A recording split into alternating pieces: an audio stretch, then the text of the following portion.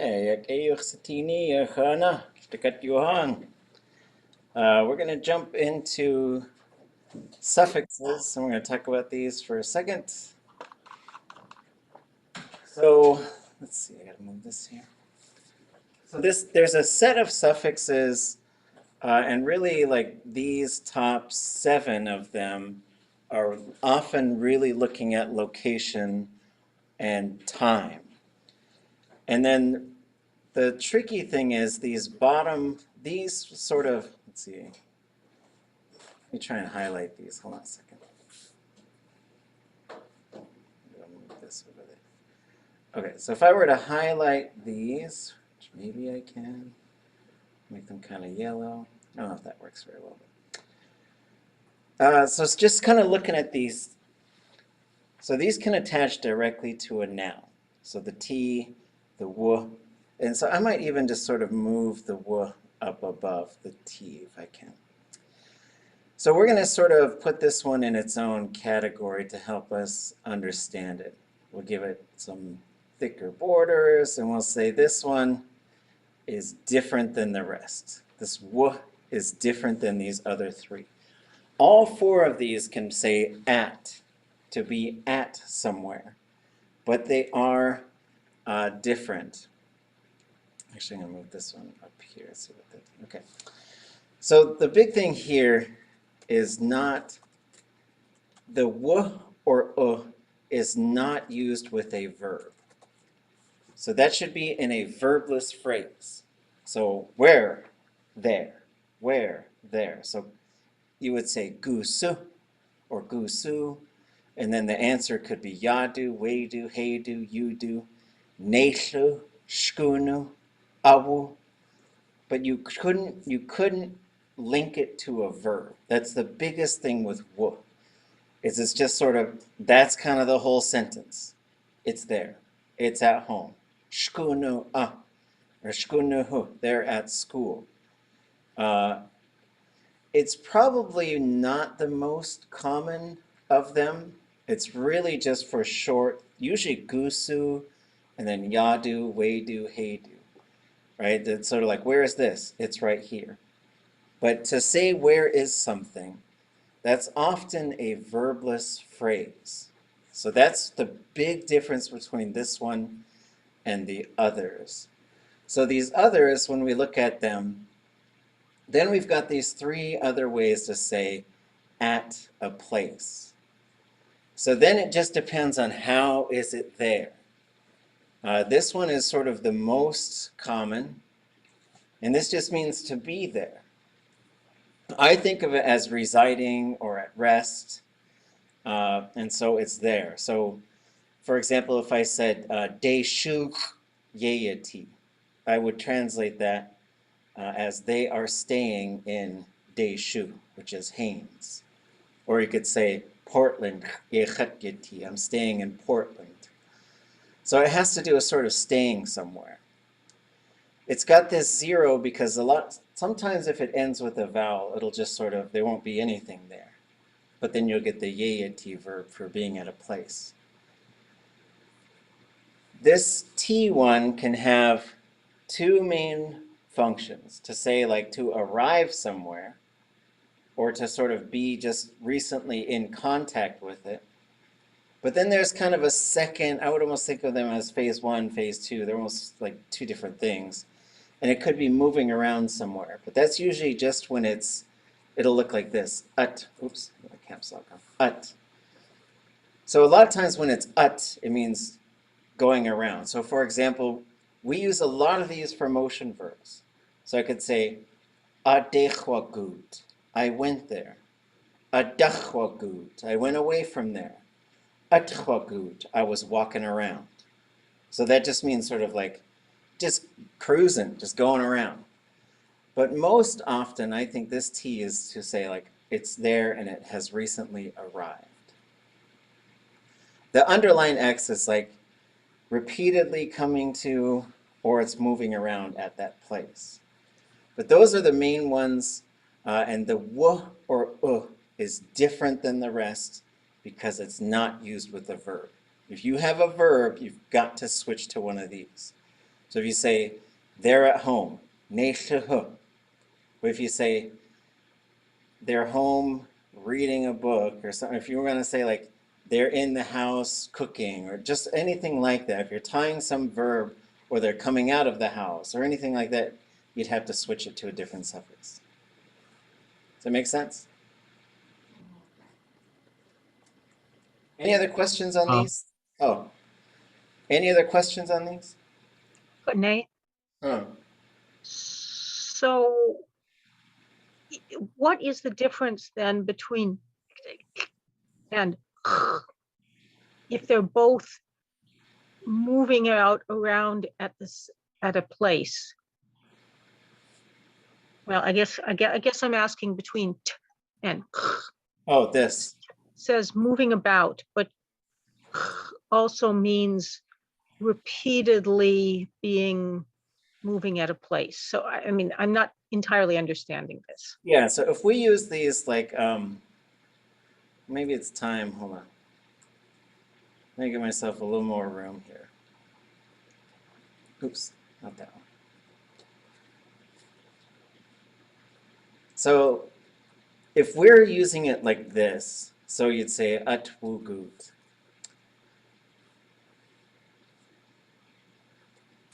So the way that this one is working is what the ut is doing is just saying around. So I'm going to say they walked around. So what we've got here is there's no destination. It's just like going for a walk. Going if this was the driving one, cruising. I'm just cruising. I got nowhere to go. I'm just in the car, or in this case, I'm not going anywhere. I'm gonna take a walk. At Tıkwakut. If I said at Tıkwakut, most people would say, oh, just gonna go walking around. Just go get some fresh air or something like that. And if you said Akhwugut, this one actually we would usually expect this to be in some sort of repetitive variation. So like I probably would expect this to be a little different. Like it'd probably be something like Akhgut or something like that. And that means the difference here would be they walk in that area. So that means Akhgut. And what we're saying here is they regularly walk, like if it's a path in front of their house. And I'm just telling you like, oh yeah, this is where they regularly walk, because right here. So this one usually has to do with repeated motion. This is most often repeated motions. Like it happens, and in Tlingit there's two main categories, well I guess three, for repeated motion. One, there's stuff that happens on a regular basis. Like if I said, I eat cornflakes. I'm just telling you like, that's just something I eat on a regular basis. Then there's one that's a habit, which means every single morning I get up and I have cornflakes. I ain't eat no pancakes, no oatmeal, no nothing. It's a cornflake day every single day. But then there's a third one that has a little bit less to do with those, and it's more like, this is something that takes a bunch of little actions all in the same, it's considered one thing, like clubbing something. You got to do it kind of a few times. Like sometimes you got to halibut, you got to hit it like 3 or 4 times before you, unless you know how to really just hit it right between the eyes. You get in one shot and you really know what you're doing. So this one usually has to do with repetition, or if it's some sort of like little creature that's moving really fast all over the place, it could also be that. But that's also a type of repetition. It's like it's not being still, it's just moving all over. That's the difference between those. This one is kind of aimlessly going. It's like no point, I'm just going out cruising. And so for that one, you'd say atukut. They just walked around. But this one is like they repeatedly go in that space. Good questions, because it takes like just some messing around with these things to start to see how they work. And then when we go into stories, we'll see how these start working when we're using verbs. Because sometimes there's specific things we'll be expecting once we start bringing verbs into the picture. Okay, I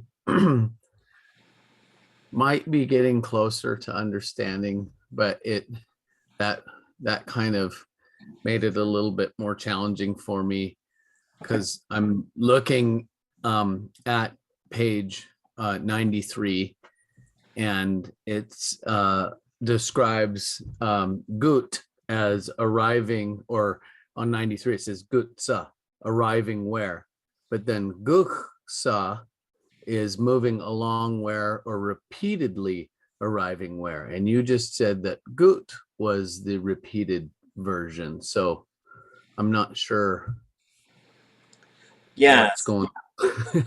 the tricky thing with the T is I almost would say there's two different ones and they just sound exactly the same. This one, most commonly you're going to see this one as just ut, right? So for example, if you put it onto a house like this would be the T suffix. This is going to be the arrived at one. And so this is they went, and you see how it's wugut. But once you put the letter T on it with this different suffix, I think it's different, I don't know. Then it's going to change to, oops, what am I doing? Ooh, what? Ah, my fingers. Do your thing, fingers. So now it's going to change to uwagut, okay? And these things, they start working in tandem with the verb to help you see which one it is. And this would be, they arrived at the house. So Tlingit will mark some of these things. Because you could say, we're going to take this kind of a step further to try and get to this concept.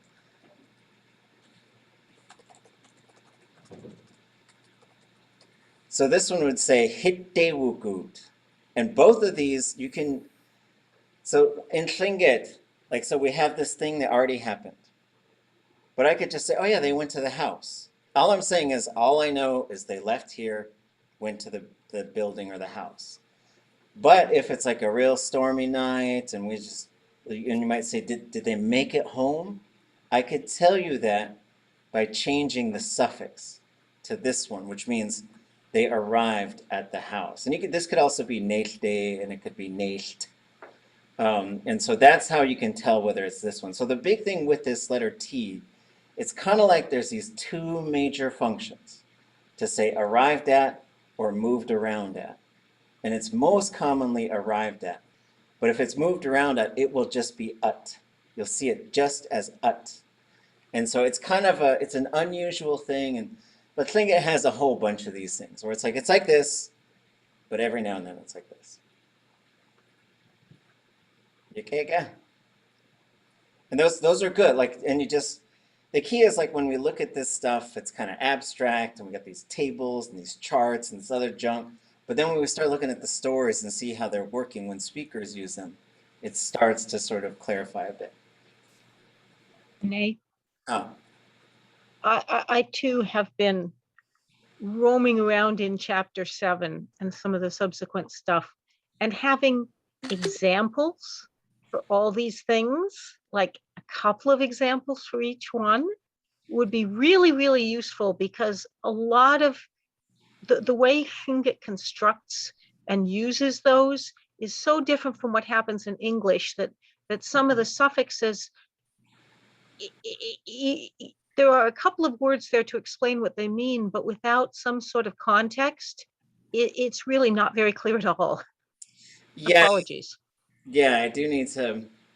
Someday I'll make some worksheets for all of this stuff. And and every time I sit down and do it, I end up doing something different. But those are really good points. And so step one is we'll start looking at a story, and we'll start looking at how it functions in that story. And then step two is maybe we'll just start. I'll just make a whole bunch of examples. And what we'll do is we'll translate from Tlingit to English and English to Tlingit, and it'll be doing a bunch of stuff with these things, because it's a whole logical system. Like, every language has a whole logical system for how it deals with these particular things. Like Hawaiian, when I started learning Hawaiian, I was like, oh, you guys go to the mountain and to the ocean? We go to the mountain to the ocean. Yay! So it's just sort of a substitution of those things. But you got other languages that are like, no, we go north, south, east, west. You want to tell me to go to the mountain? What? You know, and so, but just to nest this logical system, I think sometimes the English side of your brain is like, I want to know it all right now. I want to know how it all works instead, but you know, and we will, but we got to build those things up. Like starting with like, how do these things start going together? How do they work? What are the most common ones? The other place we're going to start looking at these is in place names. So when we go into place names, we're going to see a whole bunch of this stuff just built right into those names.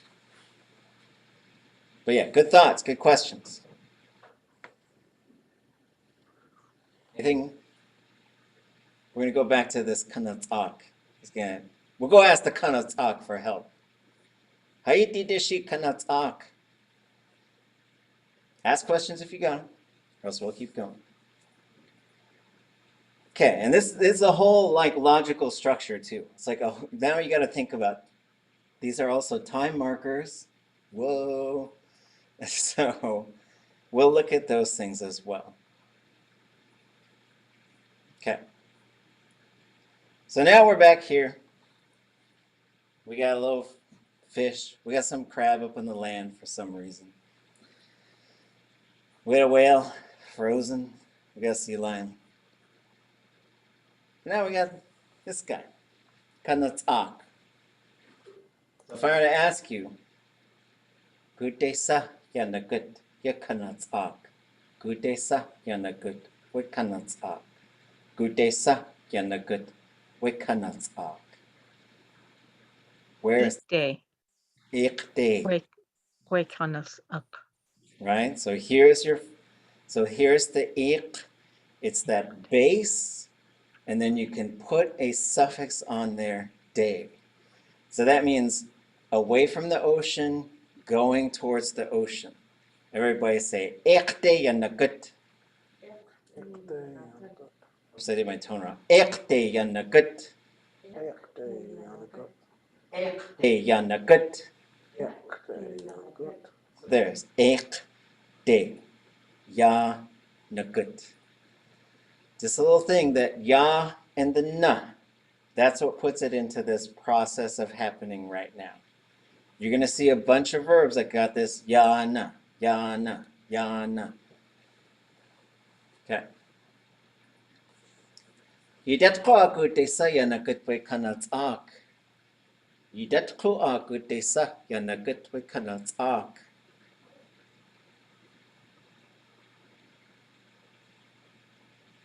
Where is it going now?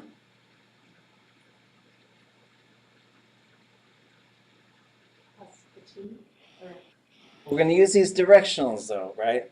So if we go from here to here, ik. If we go from here to here, there's an opposite of ik. Dark day. Yeah. Yanagut. This one is going to end up going short and high. The tone stuff, you're just going to, there's some patterns, but then there's going to be some stuff just like you got to kind of remember. It'll drive you a little nuts sometimes. So this one, so we got dock. So dock is going away from the ocean up to the land, right? Ek dock, ek dock. Ocean's over that way from where I'm standing. So as a Tlingit, with the Tlingit Tunditani, you always got to know where the ocean is, no matter where you are, because that's going to give you these senses of directions. Okay, so this one, we'll say, Dakte Yanakut. Dakte Yanakut. Dakte Yanakut. Hey. Gute sayana gutitat gute sayana kuch. I gotta change the verb. He ain't walking. Or it, she, squirrel. Gute sayana kuch.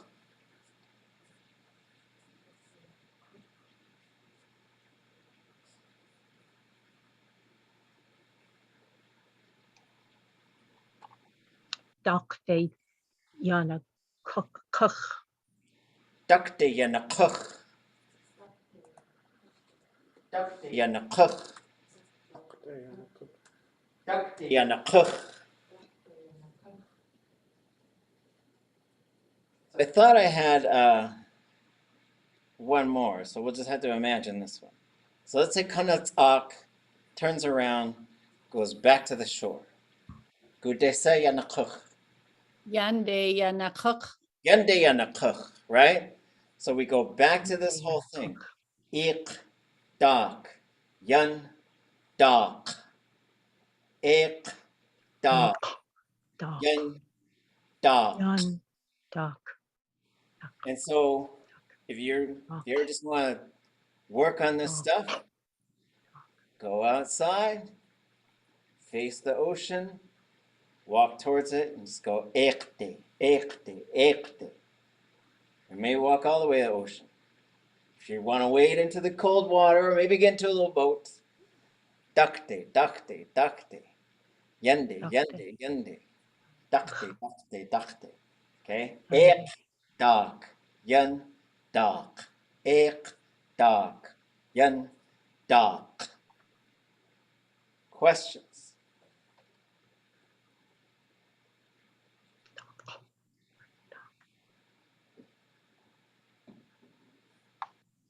Okay. But those are universal sets.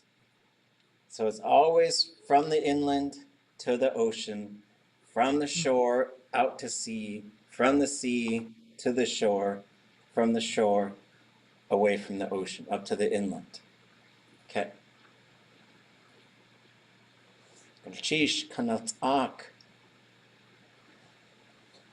So now let's start thinking about, so we're learning parts of speech, right? So these are collectively called sometimes postpositions.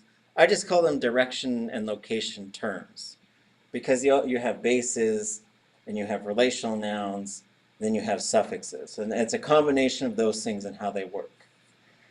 So in Tlingit, a noun is something's name. I was asking an elder about it, and he said, Asai. That's it. You're just learning the name of something. We're not worried about person, place, thing, any of those types of things. We're just saying that's what's called. So that's a noun. A noun could also be a pronoun, right? So that's when you start switching to we, you, them, y'all, I, me, those types of things. A suffix, we call it sometimes a case suffix. I think just call it a suffix. And it attaches to a noun. Verbs have a different set of suffixes than nouns. So you have the ones that go on nouns, the ones that go on verbs. A lot of the ones that go on nouns are talking about direction, but then there's other things, like a relational suffix, we learned that. Aas Gsmåáni. An adjective modifies a noun. There are two types in Tlingit, one that comes before the noun and one that comes after. You usually only get one. In English, you could kind of stack them up, right? You have a big red dog, you could have a big red round ball or something. Tlingit likes to just really have one. You can turn a verb into an adjective, but an adjective modifies a noun. So you could say the old dog, the young dog, the big dog, the little dog, right? Those types of things. We got lists of those. There's not a whole lot of them, but we'll go over, I'll give you folks a list of adverbs and adjectives. This should be up by the nouns, I guess. This is a type of noun, so nouns now have categories as well. A body part. So a body part sits in its own category because it needs to belong to another noun. You usually don't just say jin, walk, guk, chl, chik, ti. Usually don't just say those things. You usually say ach walk, ach guk, jin, do, what was that? Chik, right? So usually it's got to belong to something. There's got to be this noun that it belongs to. The other thing is it does not get a possessive suffix unless it gets detached. So if I said Aqshayi, that means my head has been, I don't know how I'd even say it, my head has been removed. It's over there, right? So, you know, if something does get detached, it would gain that possessive suffix, and then we know it's been detached. We don't want that to happen, though. Nobody wants to lose any body parts. But that's why body parts get their own sort of separate category. When you look through the dictionary, you're going to see these things as the parts of speech. A land part, it's kind of similar to a body part, but I just like to mark them a little bit different because sometimes they can exist on their own. Is a point of land. But just when we start getting into place names and stuff, we're going to see a whole bunch of these things. And saying there's some parts that are specific to plants, like the center of a flower, and some of them are similar. Like the trunk of a tree is the same name as the base of your spine. Right? The ones that we've just been looking at, an independent base, that's the term I've been using for these big concepts that have to do with these universal locations. Doc, Diki, Deyi, Doc, Ek, Naish, Gan. You could just say them. They don't need any other noun to belong to. You could just say them. They can take a suffix. So that's why I call them a base, because a base can take a suffix. So you could say dakte, ekte. A relational noun needs to belong to another noun. So this is like da, or in this case, nak is a good relational noun. So a relational noun needs to belong to another noun, but it cannot take a suffix. So nak cannot take a suffix. It means to leave something behind. So I could say, ikukayi, a nakyi good. You walked off and left your cup here. A relational base needs to belong to a noun, but can take a suffix, like da, ach da de, ya nagut. There's a song. How's it go? Ye ya nagwe na he de ki e he ha he ya ha ye sta de ha aya. It's got da de in there. It's also got he. So yesh da de ha, a pod of killer whales going around the raven. So da de, da dach, dach, dot. So it could take any of those suffixes, and it's going to change the meaning a little bit. Then you have, I have a quick question. yeah, go ahead. So on relational noun, just some names take on a different meaning by relation. An example would be like yellow seaweed, taide, for, like tai. Is that lending itself to where it is as a noun? So that's a really good question. So that one you have ta, yi, plus at, e. So it's a similar concept, but a little bit different, because you could say ut on its own. It just means something. It's a pronoun. It means something, right? And then you could say ta yi, which means, well, usually you have something like something ta yi. So there are cases where certain nouns will take these things and cut them off and then turn them into names. But this is called compounding. So we're gonna, oops, wait a minute. So I'm gonna put that term up here. And compounding is really important in Tlingit. What that means is we're gonna take these different words and we're gonna smush them into one word. And that's how we make names. If you look at place names, people's names, names for things, if we need to come up with a name for something, like Tayedi comes from underneath thing. So Tayi means underneath, Ut is something, and then the I is the relational. So when you put these together, this is where you get E plus A. what Tlingit likes to do when you put vowels next to each other and put them together is they just sort of become a whole new vowel. And it's very common for them to switch to the A. So that becomes tayedi. This is what usually happens. It's like those things go together, then they flatten. Flatten means they go low, and then that causes the relational term to go high. So tayedi is a compound noun.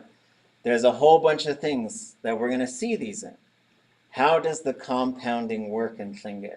There's some stuff we can examine to see how that works. For example, we can say chak and then heen. So there's two things we got here, an eagle and a river. So if these weren't compounding, then we would say chak, whoops. Come on, type. So what am I doing? Okay, sorry. So this is what you'd end up with. My fingers aren't working. You ever just have a day where your fingers are just off by one key, and then everything you're just typing, you look up and you're like, what are these semicolons, everything? Okay. So we know this isn't a compound, and I'm going to tell you how we know that. We know that because those are two separate words, Ťákhini. So I'll put these meanings underneath. So here we have two different words, eagle and river. And then what we have with the middle one is we would have eagles, river. So this is acting like a possessed noun that belongs to that one before it. But if we look up a place name, this is what it looks like. If you had a place, now we would change that. Like these are just two separate words next to each other. You're not going to see that very often. There usually needs to form some relationship between them. So in this case, this would be capital Eagle River, a place name. And we know that because here's basically what happens. Every word goes short and low except for the last one. So that's why chak becomes chuk, chukhini. That's how you'd say it. Ḳuchini would become ḳuchini. When you put them together to compound them, that's what happens. It's a different process, but it's kind of similar. And when we start looking at place names, we're going to see a whole bunch of this stuff. We'll see this in the clans, right? So here's, does anybody know what teeth is?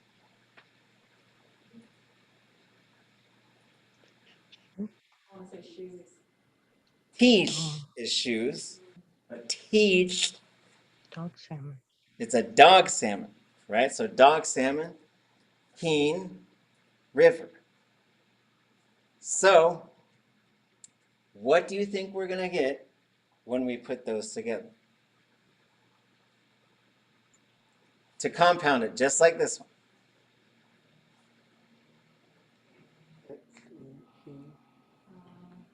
Say it again. Yeah, away. So we're going to get tits. Ťákhini. It reverts to its short, low form. Now, if we take this place called Ťákhini, and there's, as you look around at the place name map, you'll see a bunch of Ḳukaháa, you'll see Ťákhini, you'll see Ťákhini.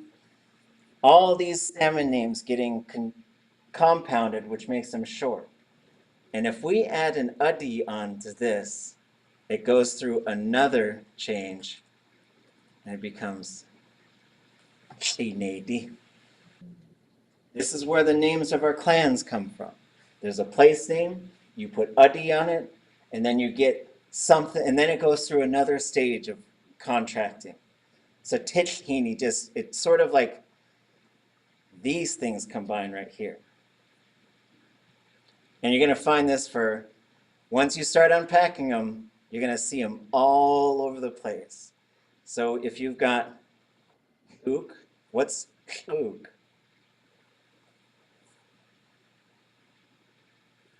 Coho.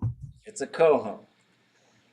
we get nach, and nach is this is a land part. Nach is a narrow bay with steep sides. But then we throw ut and then I on there. We get the same type of compounding.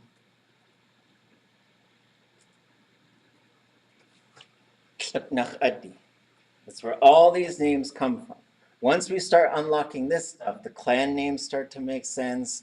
The names of people start to make sense. Although with people names, there's a whole bunch of stuff that is just like not necessarily always something you can translate easily.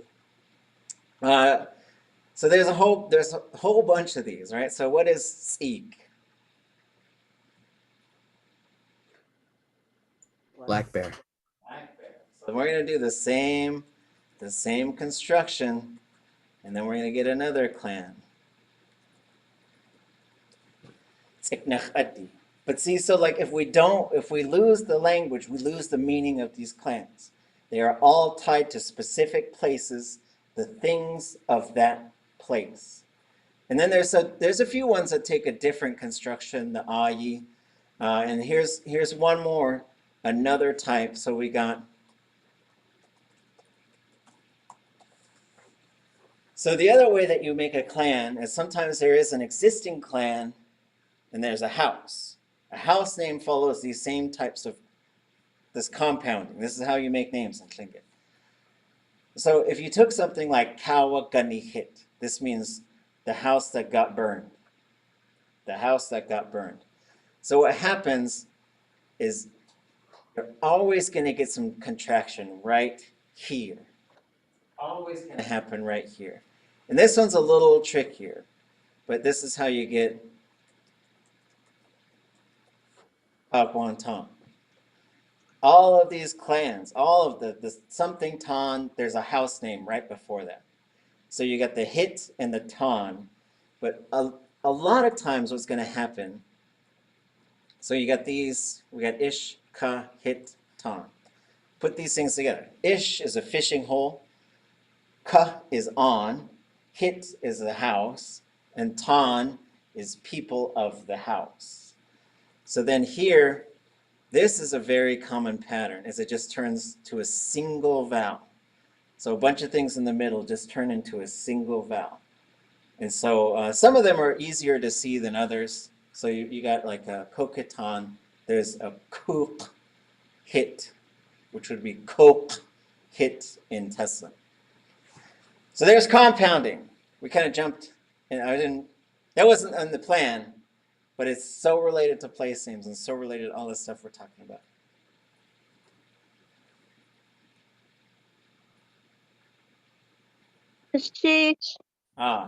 We're unlocking it today. We're taking out all the keys. We'll do this with verbs later, but we'll stick with like one part of your brain blowing up at a time. So then there's some. Okay, go ahead. Sorry, quick question. When you were saying nach was a topographical feature, is that generally related to the relational suffix of the same sound? Yeah, I think so. Okay. Because Shah Nach is a valley. So it's the fjord on the mountain, kind of. Or I don't know. It has something to do with like these things coming together like this. Because then you have, we'll do one more. And these are, I guess, I don't know what to call them, a bay? Because we're ocean people, right? We lived in the interior a long, long time ago. But this language was born on the coast. And then we went back into the interior. And then we went back to the coast, and some stayed in the interior. And that's important to remember. It has nothing to do with who belongs where or anything like that. It's just like these are the things you could see. So this is a noun, which means between the folds of two things. So there's a bit of a sort of a visual. It's not just between two things, but it's like two things that rise up on either side. So you could be the word for a yard, like out in the yard, go out in the backyard, is between the fences. So you get anachan qay. There's something qay. Your brain has this word built into it. I'm not exactly sure how. But you're going to see this word qay in a lot of different places. Like for example, this is your jin. This crook of your arm is called jiqay, in the folds of the arm. And then you got jiqay teqi, your the heart of the fold of your arm, which is your bicep, which is an awesome name for a bicep. Because then if you got guns, you could flex them and be like, look at that heartbeat. I can't, but you know, some people can. But as far as the land, this is a bay. And it's like it's kind of a wide open bay, like bay. So you're going to see this in some place names. Then there's another one, which is Ḳ. And this I would translate as a bite or a cove. That means it's smaller, it's a lot less distance. You could get right to the edge of it. So this is what in English you'd call it a cove or a bite. In English, there's a difference between a bay and a bite, right? So in Tlingit, same thing, qay and a q. The third one is nakh. I don't know what, I just call this a fjord, because I'm not sure if there's, I don't know what the English word would be. It's basically a valley in the ocean, where you can distinctly see both sides of it. That's the thing, is you can definitely see both sides. A q, it's like a small thing. A qay is like a great big thing that's just wide open. And then nakh is a fjord. Good questions, good questions. Okay. So there's a suffix, there's three types of suffixes basically. Suffixes that go on to nouns, suffixes that talk about direction and location, and then suffixes that go on to verbs. So even though we've got parts of speech here, we say verb and adverb, and we're going to look at the verb later. There's a whole bunch of stuff that gets put in that. But we'll just go like one multiverse at a time, I guess. So there's the verb and the adverb. The adverb modifies a verb. So you could do things quickly, you could do things slowly, you could do things recklessly, you could do things carefully, you could do things nikdain. I said that one today. One qanins qatawasaku nikdain away yukhayatani kashayakhutikha. Sometimes people want to talk with ill will, try and hurt people with their words. But I was taught that's not right. You're not supposed to do that. Okay. So now it's a lot to think about. So let's just look at some nouns, right? These are common nouns in placing. I think placenames are a really good place to start looking at this kind of stuff. Da, dach, all these like concepts we've been talking about. So as we go back to nouns, we're just learning the name of something. So everybody say this one. On. On. So when I think about how Tlingit works, there's a bunch of words where I have a default definition, and then it kind of means these other things. My primary definition for on is a town or a village. Like if I said, Aas Ḳwáani de nach to at, I would translate that as, let's go to my village. Let's go to my town. It also does mean inhabited land, and it also can be a really large boat. But that's kind of old school. Usually they'll just say yak plane nowadays. This one, day. Day. That is a noun. There's a noun form. There's 4 different days. Right? So we're just going to look at this one. It's a path, a trail, a road, or a street. So this one is a land part that needs something to belong to. You'd usually hear like a goon. But we'll just say that on its own, but note that it needs to belong to something. Goon, goon, goon. Put this one and this one together. What do you get? On goon. That's where the name Angoon comes from. It is on goon.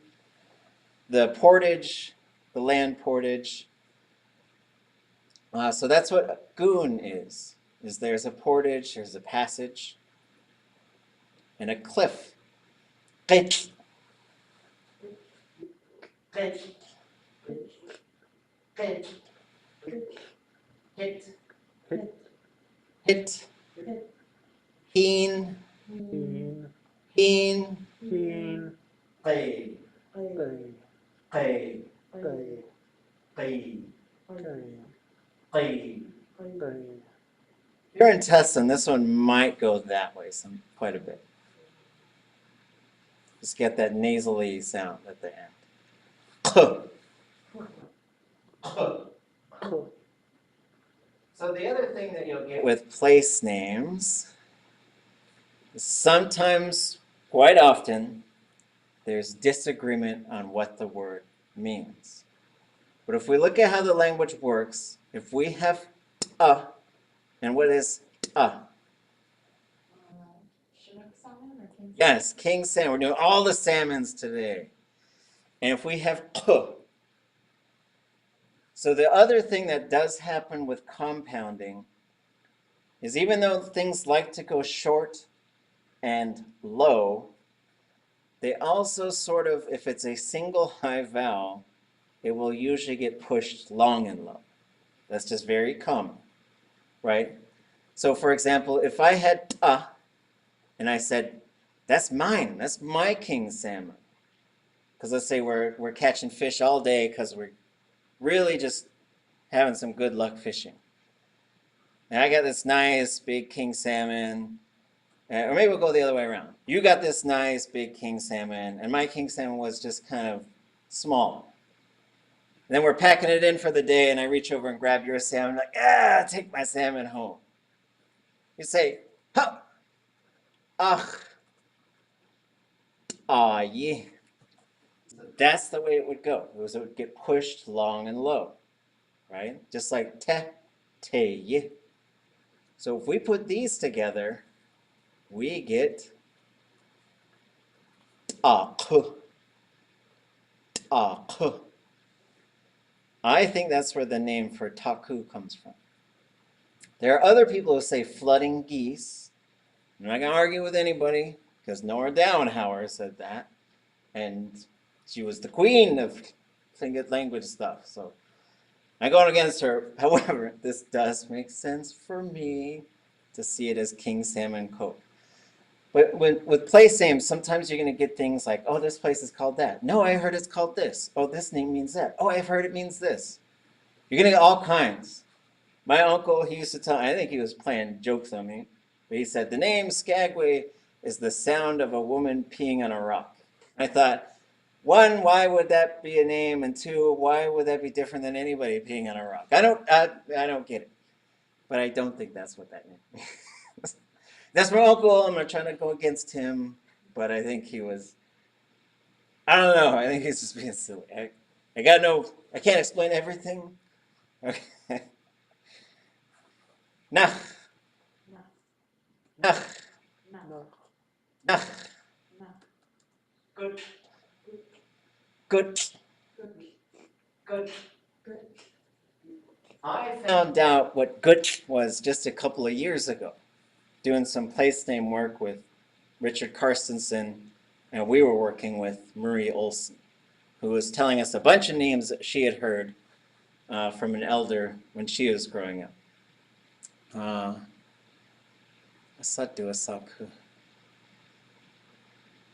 remember it at some point.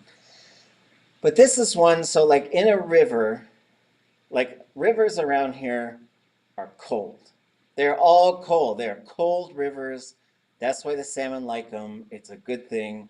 But also if you're bathing for strength, some people who are really wild about it, they're like, it's November, we're going into the river, and you go sit in a river and it's cold. And the ocean is also cold. All that stuff, soaking for strength, Good stuff. Also very cool. But this is a warm current that comes, I think it comes up from the bottom of the riverbed, like a geothermal, not a hot spring, but a warm spring in a river. It's important to know this because the dog salmon really like it. So around November, they tend to spawn kind of late, and they kind of run a little bit late sometimes. They will go where the good exists. And so that's why there's so many dog salmon who come up Xukaháa, which is right over that way, and also up by Deishu, between Deishu and Tlingit. Here's a few more. Sit, sit, seat, seat, shaw, shaw, te, te, ah, ah, ot, ot, ok, ok. Okay, yep, hey, Johan. Okay. Well, I think what I'll do, because I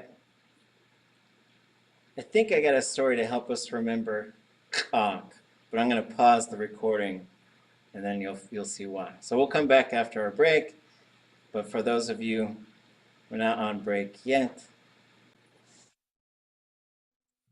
Okay, gonna cheesh. And we're going to spend more time with these direction and location terms.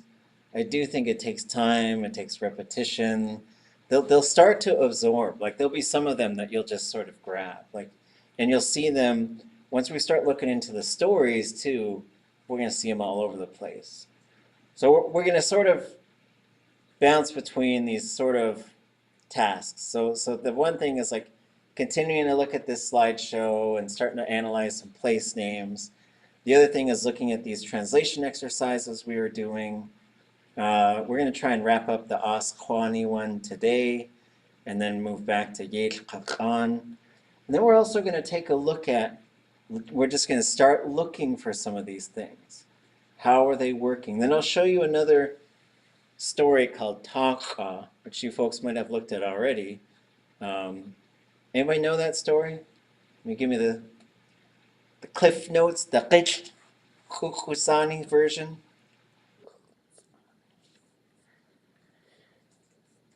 Anybody know that story? Ţáka.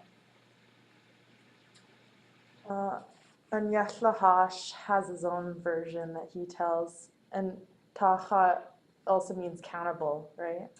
Yeah, it's a mosquito, and then Ḳukaháa is often what the cannibal is called. I remember in the end he's like, Ach, aya, Kusahaka, aya, Kustian, you, or no, maybe that's the beginning. Yeah, that is why.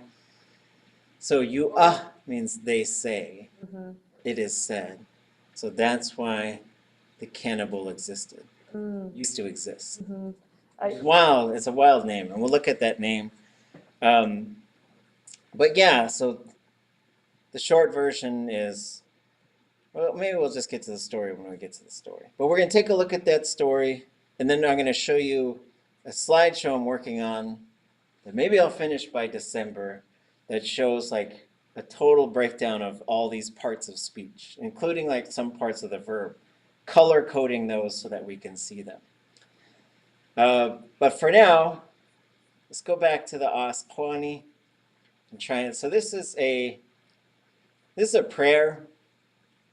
So it is a spiritual thing. It's something that you can say before cutting down a tree, if you were to cut down a tree. So in Tlingit, we talk to everything. This is how we are. Some people didn't like it. We talk to trees, we talk to rocks, we talk to deer, we talk to all kinds of stuff. Because That's how we think of it, is everything understands language on our land. So we did these. We're kind of doing, maybe I'll put this one in italics so we can be. So the process we're kind of going through is, here's the Tlingit. We're doing a bit of a word by word translation here, and then we're rearranging it into English over here. So I think what I'll do, kind of when I do this stuff, I like to just visually, to help keep it together. Maybe that's too small. But I'll make the English a little smaller, just so that like the Tlingit gets the big font, and then this is in italics, and then this will be a little bit smaller. So we've got tree people, we will cut you down with respect. We will carefully make a space where the tree will break. So this is saying where it's going to fall. It's going to break and fall onto there. So that gets us to here. Does anybody want to read this? And then we'll go through and see what we recognize, and then what we can find. Xukaháa. Hadishagun Kadain Dach Yak Washlakat. Okay. Let's see. I'm going to make this low tone. And what do we recognize here? Shagun of tools. Yeah, so tools. What's the ha part? Our Our. What about Kadain? very or true. No, Egas. Well or carefully. Well, or carefully. Yep. So Kadain comes from the verb root ke, and this thing dain. Not every verb root, but there's a bunch of verb roots you could put dain onto, and it turns it into an adverb. Kadain, to do something well. But it also means carefully. So that's a good one to, like, if you have a command form of a verb in kadain, you're telling someone to do that thing carefully or to do it well. And so it could be like walk carefully, there's like broken glass, or it could be do a good job with this thing, or it could be just sort of like you hope that it happens well. Kadain is also an interesting one because you could say kadain yekwati, which means it's going to be good. It's going to be good. Okay. So that gets us to here. I'm going to give you a cheat here. The dach is a non-human plural. So this, you could have hus. Hus would be pluralizing either the object or subject of a verb, a low tone hus.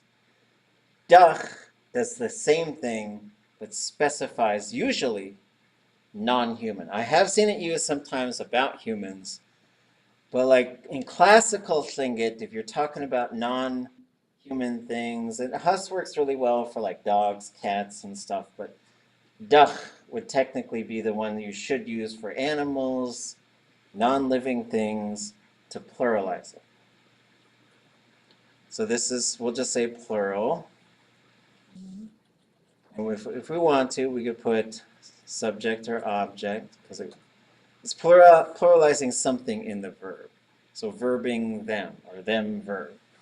And that gets us to here, which is probably a pretty good time to go into the verb dictionary. Whoops.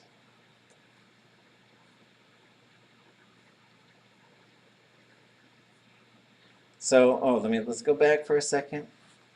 Just that we're practicing. What's the verb root here? Is it k'ats? Yep, cuts. So what we're going to go look up is cuts. So we're going to look it up long. Whenever we go look it up, we just make the verb root long. That's what we look for. into the verb dictionary, go down to the Lingít English section, K apostrophe. We keep in mind that when they alphabetize, it does go E, A, U, Ah. So there we've got, and as we go back, so as we're looking up these verbs, we say, well, I can see there's a ya on there. There is a ya. This Ḳukaháa has to do with the future. A future third person, or there's no subject there at all. You can't tell the difference between those. So this is either it's gonna or they are going to. So we're looking for ya. We can also tell that the classifier is L because you have shla. So now when we come back in here, and we do a bit of back and forth as we sort of start learning more and more about how to do translation work. But when we come in, we say, well, here's L classifier, cuts, but here's one with the ya on it. That's got to be the one. To be sharp. So we're going to go back here, and we're going to go just to look up. It's just good practice. Once you look it up in Tlingit, look up the English, and just get to know this verb a little bit more. We'll go down. Shabby, shake, shame, sharp.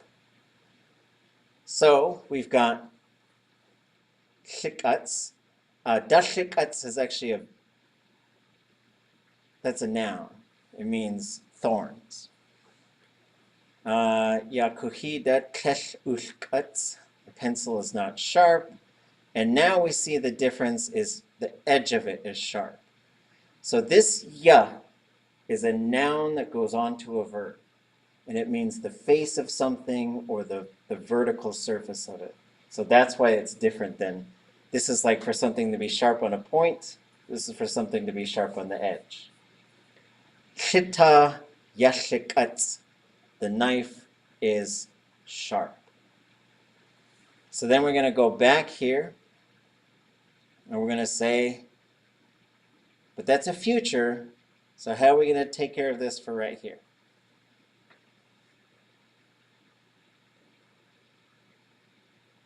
What's the future form for sharp? Just in English. Will be be sharp. sharp.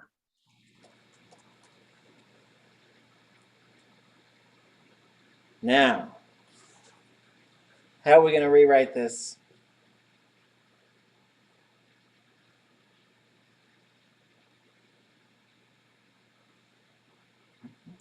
We will carefully sharpen our tools. Yeah, well, if we go back to sharp, and we go, there is something for sharpen, and it's a different verb. So that's a really good, right? So this is getting to like, it is sharp, then we see this one for sharpen.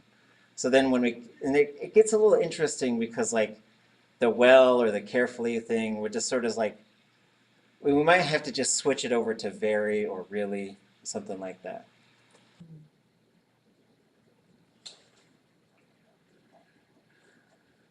And just thinking of how sometimes these things work a little different between the two languages. So could the carefully have the sense of we'll make sure our tools are sharp? Yeah.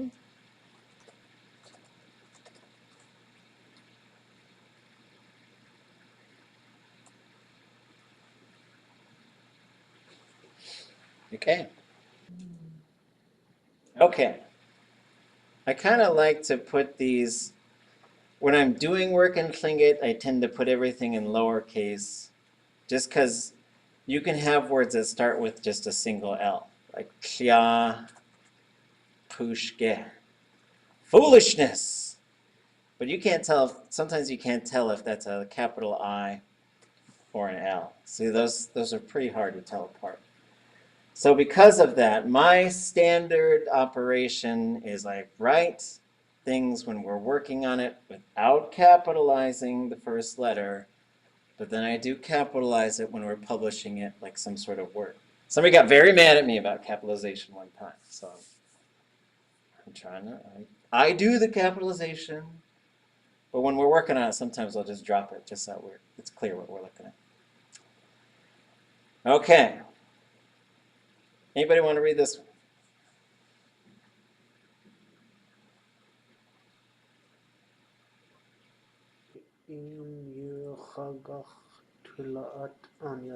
Sheesh. Iin Xukaháa Tlingit an yeti.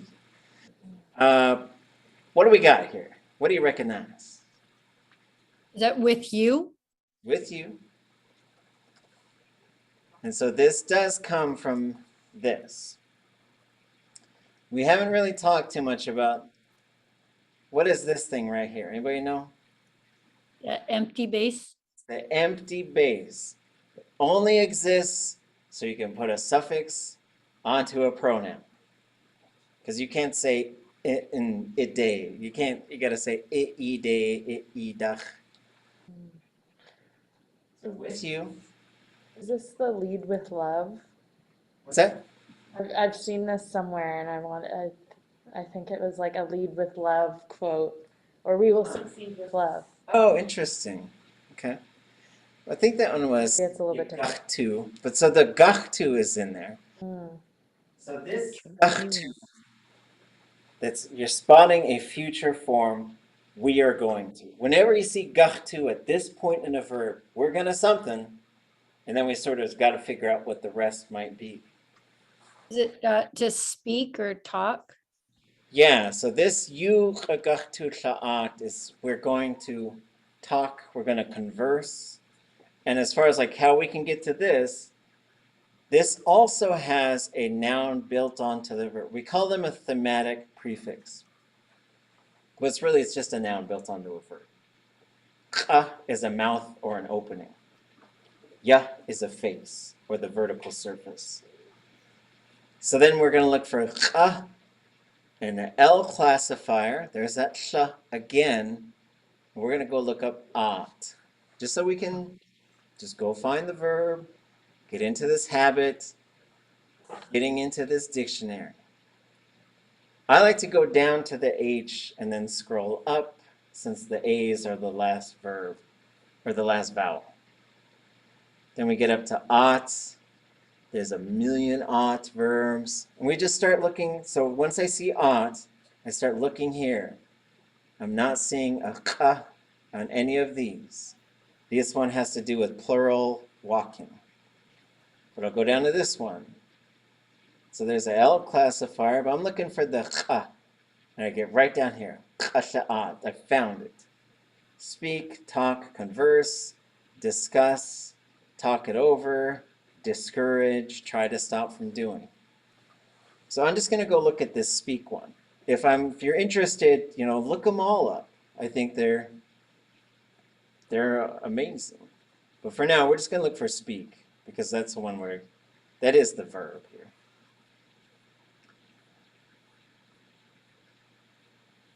Go down.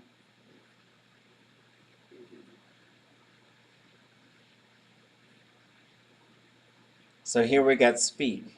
So this is a verb, and there's going to be a few of these. It's different whether one person does it or more than one. One person, we get qaniditan.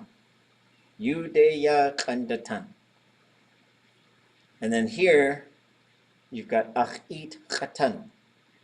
Kesh hastu ich khatutan. But then we get the plural version, which switches from tan to at. Ha'in yuch au sha'at. They conversed with us. Hask au sha'at. They spoke. That's the one that we've got here. We've got the U in front of it. So we're going to switch back here. And with the gachtu, we're going to get, for this whole thing right here, we are going to speak or converse, kind of up to you. And what about on yedi? Children of the land. Yeah, it literally is child of the land. But then this is one where you might say this has a cultural definition and this is noble people. Can somebody tell me, so on Yadi, there's on for the land or the village. Yadi is a child, so you're a child of the village, a child of the land. What is this describing? Does anybody know?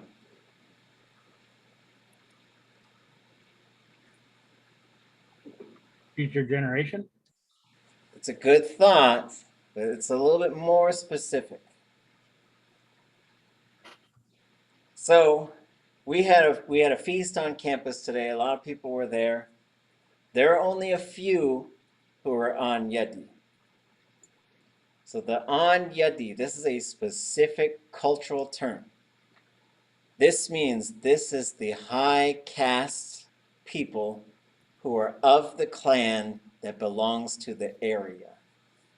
So if you're Aas Ḳwáani, this is the Yahtetan and the Wushkitan people who are kind of in the leadership positions usually. This is how the word used to work a long time ago. Not everybody's on Yadi. Just the ones who are of the clan from the place. If I live in Juneau, I can't be on Yadi. But if I go back to Chilkoot, I can. That's just how it works. It's a cultural term tied to people of a place specifically through their clans. But for now, we'll just say noble people. That's a good way to translate it. But just in terms of like trying to just make sure we know how these terms work if we're going to use them publicly. It works really well. Like you go to somebody's community, you start to learn who the clan are and who's the sort of the leadership folks of that clan, and you call them An Yadi or An Yatki or An Yatkusan. Okay. Honey, that was the same term, right? When we were talking with King Gesti would use that term a lot with the kids, but being really careful about the meaning. Correct? And like Shawadanegi works really well for everybody, right? And we're not trying to leave anybody out, but we're just trying to say like these have specific cultural contexts and uses. And it's good to remember that as well, because clans and places and belonging are important concepts in Tlingit. But Shawadanegi, so this is a verb, and it means self-respecting people.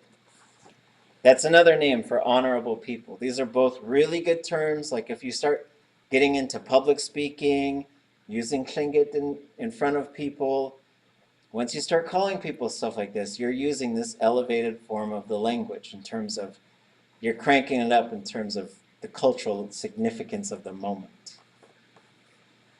So how are we going to rewrite this one?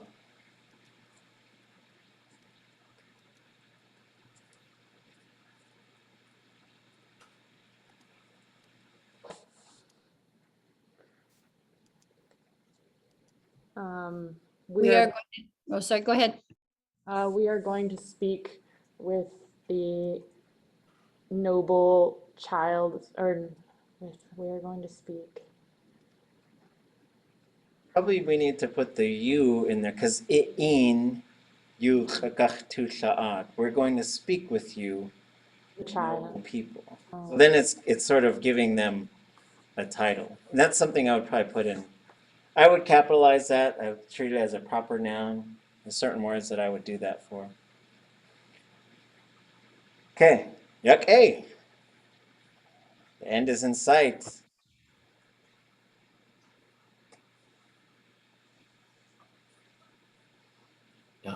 Day. Oh, go ahead. Goop. Each time. Oh, no. Anybody want to read this? No worries. Well, I'll go ahead and read it. All right. Let's try. It da day jigach tu satan. Okay. Sheesh. Idade jigach tu satan. Yake. Yakecha. Let me do something real quick.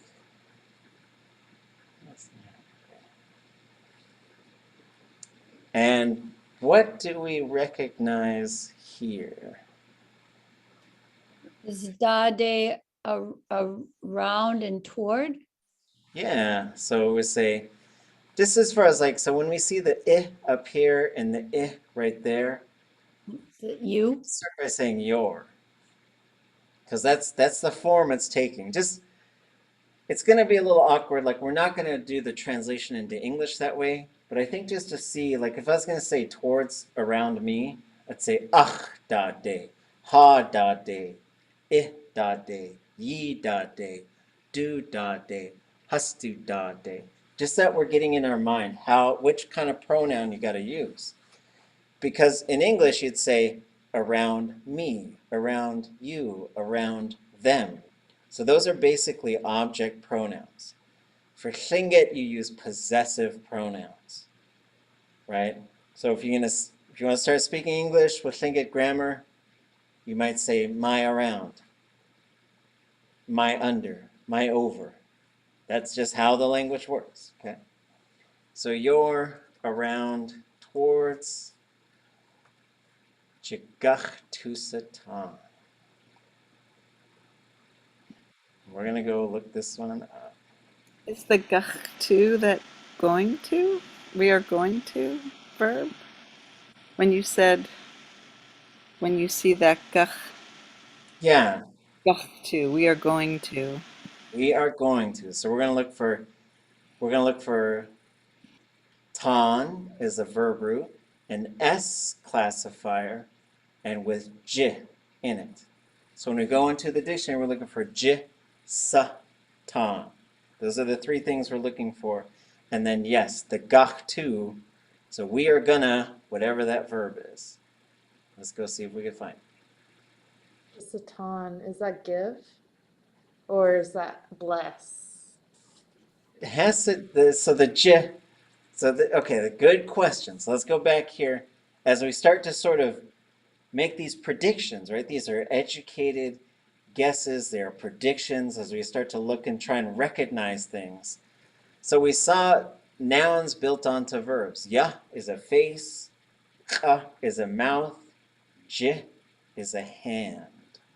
So there's a hand in there, and then there's Satan. So we got to go find what Satan is and look for j as well. And we have one prediction that it has something to do with giving or blessing. So we're going to go find, here's T, and we're going to go to te, and then to tu, and then to ta, and then we get tan. So we're looking for an S classifier. So here's sitan, sitan. We got carrying, bringing, for precipitation, wusatan, to rain or snow. But there's no j on there. So the order that these go in, when you're looking at verbs, they'll have a zero classifier. I think they do an S, then an L, then an SH. Then they'll go with thematic prefixes on there. So they'll start again with ka, ya, which it would say ka zero, ka da. So we're gonna go ka, ya, tu. Here's j. Here's jisitan for like waves to kind of beat on the shore. But I don't think that's what we're looking at here, right? So you could say yajiyanastan. The waves are getting, the ocean's getting rough. The water's getting rough. But I don't think that's what we have here. Because the other sort of things, as we continue to learn how to use this dictionary, is there's these things. INTRST. What are these telling us? Intransitive, transitive, and I don't know what's this T state. State, right? And what does that mean? So this one says transitive. What does that mean? It means there's both an object and a subject pronoun. Yes. Once you see the TR, there's an object and a subject. You can't remove them. When you see IN, that means there is only a subject. There is no object pronoun on here. And when you see ST, there is only an object. There is not a subject. So you cannot add them, but you also cannot take them away. They are built into the verb, and you have to remember that they are there. That also teaches you how to use the verb, going back to the charts of the pronouns and starting to adjust them. So we kind of struck out here, but there's more. So there's this other document, I think we've looked at it before. Let's see, let me go into here. Actually, so I usually use like the built-in PDF viewer that's built into a Apple computer. It's called Preview. Preview can't really handle this one, so I got to use a different. I got to use Adobe Acrobat. So when I open Adobe Acrobat, I had to rebuild my whole computer. So like that's what I did a couple days ago. It was stressful. I did it like right before, like our class starts at 5:30. I started rebuilding my whole computer at like 1 o'clock because it wasn't working out the way I wanted to. Let's see. So where do I have this thing? Hold on.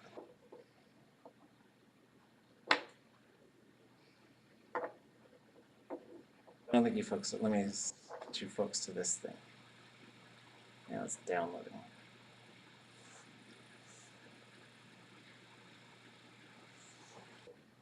So maybe the computer's unhappy. We'll try it in this preview and see what happens.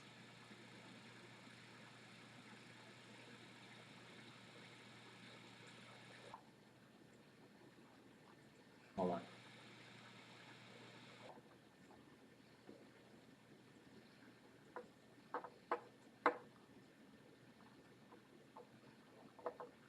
Okay. No, that didn't work. We'll try this. So this is your backup option if you don't find it in the verb dictionary. So we're going to go to the T's here. So this is the verb notes by Jeff Lear. We'll go to TA and go down. There's a few different tons. So there's handle for a fish to jump, octopus hunting, and to be accustomed to something. So the way that this one works is it's listed alphabetically here. Then you can open these, and then it's listed by the vowel. A vowels, E vowels, I vowels, U vowels. So we can open this, and then it's listed again alphabetically, and then it gives you the verb root and the meaning of that root. So we're going to start with the handle ones. And we got kind of a lot of stuff to look through here. But there's ton, and we go up a little bit, we get ton, we get satun, a long, complex object. It's probably a pretty good hint. Ausatan carried a long, complex object. But we're looking for something with j. If only this had j on front of it, we would have found our verb. So we're going to kind of scroll through here. Akawatan, aguatan, wusatan, akawatan, ashaksatan, akawa. Think of Tlingit gin, but the gin's on the end. But Right? Kach satan. So satan is also you can be laying your hand somewhere. Like you're gonna use satan. But we gotta have a j in front of it. Kawa, shakatan, sloping, or shakawatan, jiudzatan, sign someone's name on it. That's pretty close.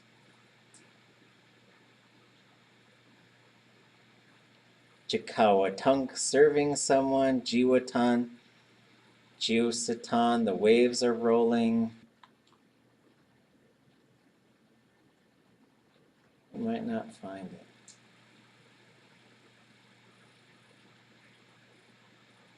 Okay.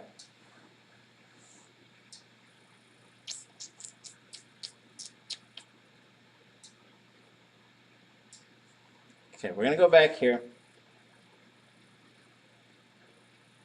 And this is what I think this one is.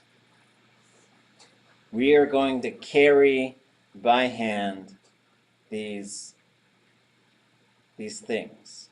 And what they are is our sharp tools. So we are going to carry, and we're going to say complex objects. Complex stick-like objects. So when we put that together, this is where I think Tlingit, sometimes when you go from Tlingit to English, you might have to add some things that aren't in the Tlingit. And in this case, my suggestion would be, we are going to bring our sharp tools around you. Because it just says it, right? So there's an it buried in here. So like if you were to just sort of blow this verb up, you'd have 0, j, oops, ga, pa, tu, sa, ta. And you folks will reach a point where you'll be able to sort of expand this yourself. You'll see all the parts that are in there. There's got to be an object there. There's j, which is the hand. These three things together, it's not as important what they are or what they mean, but it's like these little combinations. You put these things in this combination, that's a future verb every single time. Ga, ka. That's where you get these contractions. Ḳukaháa and gachtu and all those things come from this encountering the subject pronoun which comes there.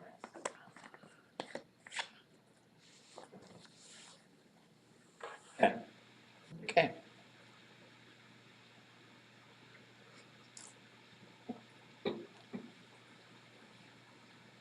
Anybody want to read this one?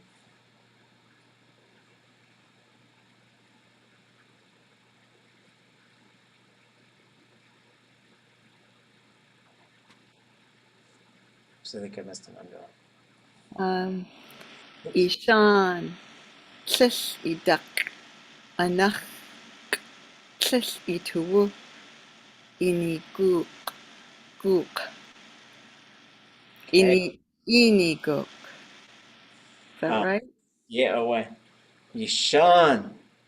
Tish itak anchuk. Tish itu unikuk. This is how you would say it. The speakers from Tesla. If a lot of other speakers from other places would say shish. Kish and shish are interchangeable. It's a dialect question. But the difference between klesh and shish is klesh is not and shish is don't. So usually with kish or shish, you're also getting the verb with this underlined K suffix.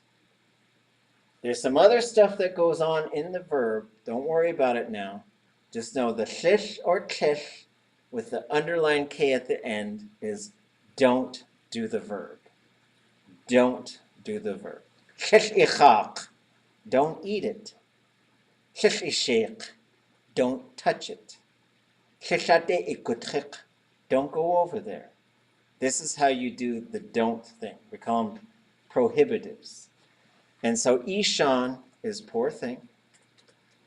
This one's a little complicated, so I'm going to just walk us through it. You have a verb root here, which is on.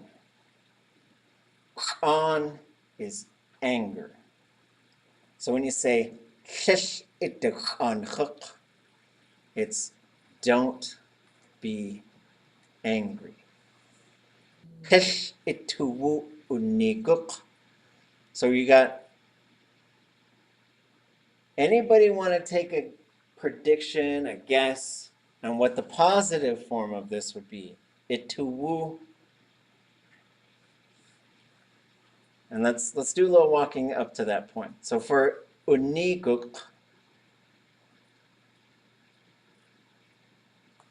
so if we're going to take this K off of it, and basically what we've got here is we've got 0, nik, uk. That's what we've got. So then if we sort of If we're going to put this into a positive form, some things are going to happen.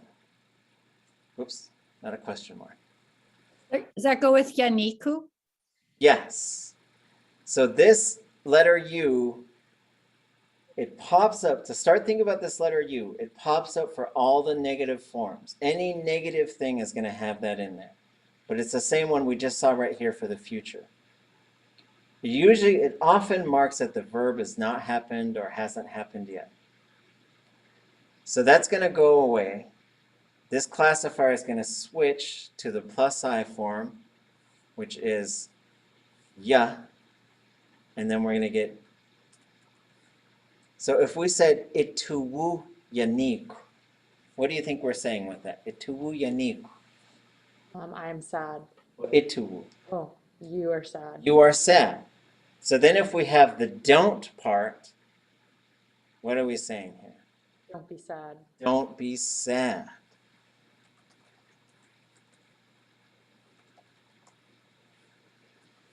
And coming back to, these are big, this is a big, like when you get into prayers and stuff, some of them get really, it gets complicated kind of fast. So when we do some translation work, what we'll do next week is I'll create some worksheets for us that are like pretty simplified sentences using these towards, away from, around, so we could just start practicing how they work. But this is it's a good prayer, and so I want you folks to understand how it works and to see how the language works in a few more complicated settings as well. So, Ishan, go ahead. well, I was just going to ask about that. So why, I'm wondering why it says poor thing. Yeah, so these are cases where like Ishan I would usually translate as poor thing. But this is such a wide, it's a word with so many wide uses that then sometimes I'd have to look back and sort of just see how I want to do that. So if we move this into English, we might say, you poor thing, or have pity. There's a bunch of different ways. Like this word is used for teasing, and it's not teasing here because we're doing a prayer. But it's also used like someone is just having a hard time and you care about them. Ishan. Like it's such a heartfelt thing in Tlingit to sort of say to someone. But in terms of like, there's some interesting concepts going on here because one, this is something you say to a tree when you're going to cut it down, right? So in terms of like how we move this over, there's some different things. Like you got some decisions to make as a translator. You could translate this as poor thing, or we have pity, or we feel bad. I mean, we have like, I think at the root of this word is compassion. It's not, even though it's used for teasing a lot. When we're teasing and using Yishan, that usually means we love each other and we just like to tease each other, that just happens a lot in Tlingit. But when you're using this and you mean it, it means you have pity, you have compassion, you are feeling this as well. So a lot of times in Ku'ik and stuff, when clans are talking to other clans, they'll say, Wutusaku wasa itu yanik. Ohan sur shtitu danuk. Yi in khasati. Ye nati chawe hakosti. Achawe yi hatuwasagu yi yakhsakai. Yi goya ख़wáani. So you could say stuff like that, like say, we know, so you're speaking on behalf of a clan. We know you are sad. We feel it too. Uhan su shtutu danu. Achawe hatuwasagu yi yakhsakai. That's why we want to say to you all, Yigoaya ख़wáani, have strength and courage. So I guess I would say, maybe take pity. I don't know, what do you folks want to do? I'd leave it as close as possible to the Tlingit until we finish and take another pass through it.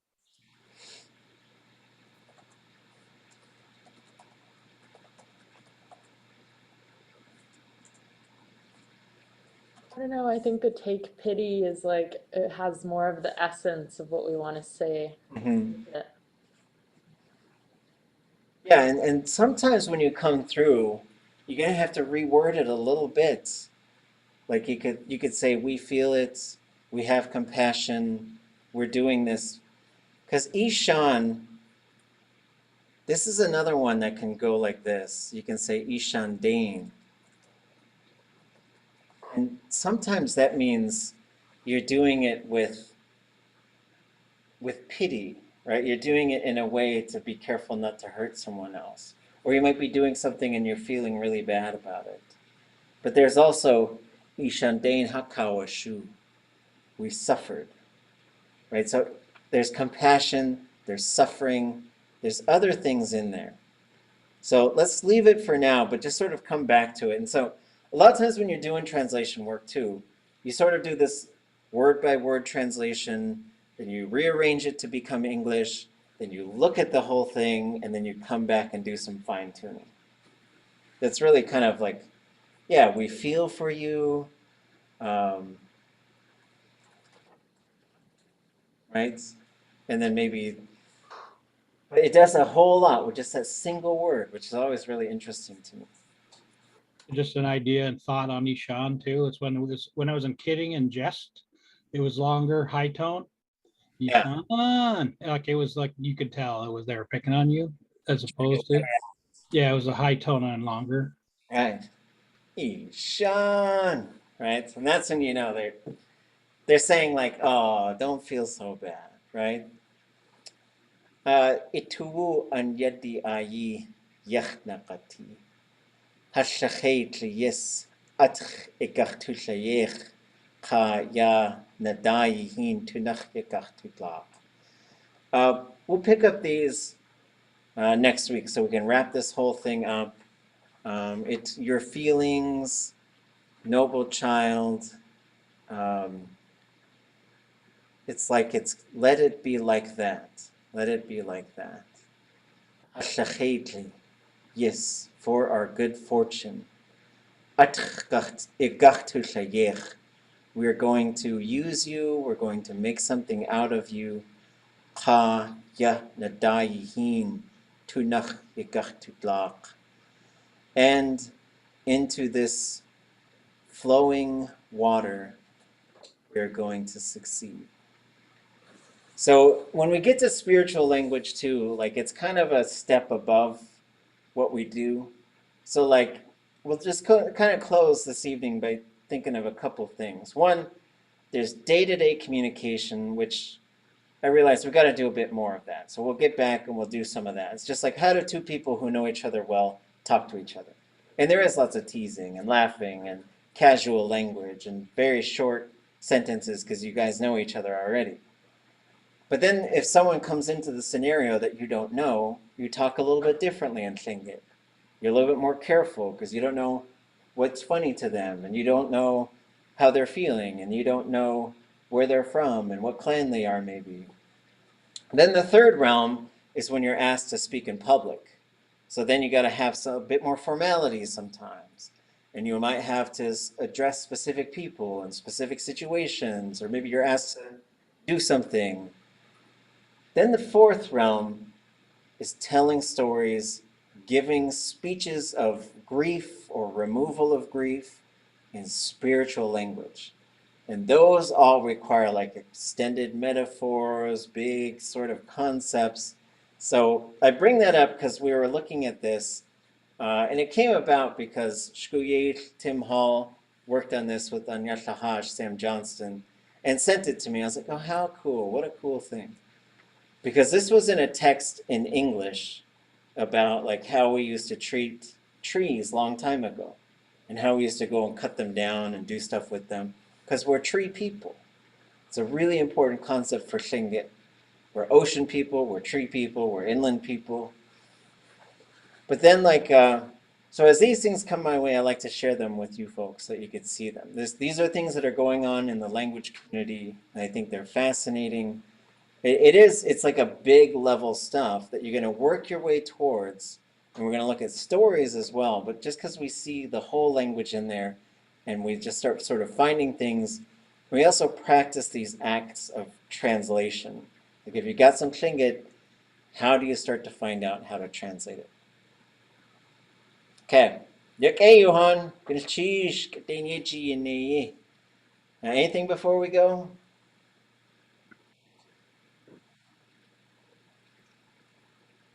Okay, have a good I just put in the chat George's song, and I don't know if this prayer was at all part of the inspiration, Xuane, but it had the same sort of feeling in his song of asking for forgiveness, and I didn't know if that played into it at all. Well, it's certainly a concept that Kehinuk John Martin was talking about.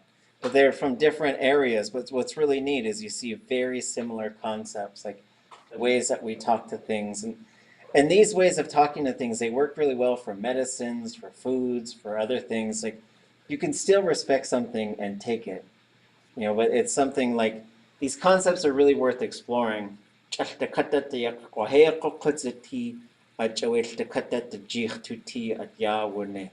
Everything has a spirit. That is why we give respect to everything. We'll take a look at that stuff next week. Gulshish for sharing that. Check it out. The link is in the chat. I'll upload this. And I'll make sure that our Yesh Ḳukaháa, that's already there. So if you're looking for something to do over the weekend, just work on that Yesh Ḳukaháa and start typing out your own story that you selected. Make sure you've selected a story from that Tlingit short stories book. You're going to retype it and then translate it yourself. So this is the example of how to do that and start putting it into practice. And we got a month left, but it's going to go by kind of fast. Maybe not even a month, less. 3 weeks, 2, 3, 4. But don't panic. Don't worry about it.